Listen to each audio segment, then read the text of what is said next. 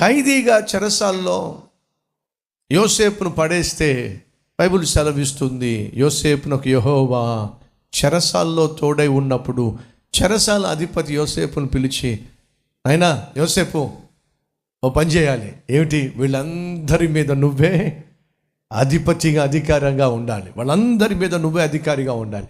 వాళ్ళందరూ చక్కగా సక్రమముగా ఈ చెరసాల్లో ఉండులాగా నువ్వు బాధ్యత తీసుకోవాలి. చెరసాల్లో ఉన్నా సరే దేవుడు యోసేపును తలగానే ఉంచాడు తప్ప తోకగా ఉంచలేదండి. ఒక సత్యం చెప్పమంటారా?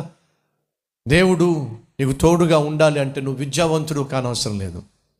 దేవుడు నీకు తోడుగా ఉండాలంటే నువ్వు మహాజ్ఞానివి కానవసరం లేదు. దేవుడు నీకు తోడుగా ఉండాలంటే నువ్వు గొప్ప వంశంలో పుట్టవలసి ఉండాల్సిన అవసరం లేదు. దేవుడు నీకు తోడుగా ఉండాలంటే నువ్వు అందంగా ఉండాల్సిన అవసరం లేదు, అధికారిగా ఉండాల్సిన అవసరం లేదు. దేవుడు నీకు తోడుగా ఉండాలి అంటే దేవుడు ఆశించినటువంటి వ్యక్తిగా నువ్వు జీవిస్తే చావులు. నువ్వెంత పేదవాడివైనా దేవుడు నీకు తోడుగా ఉంటాడు అనేది వాస్తవం.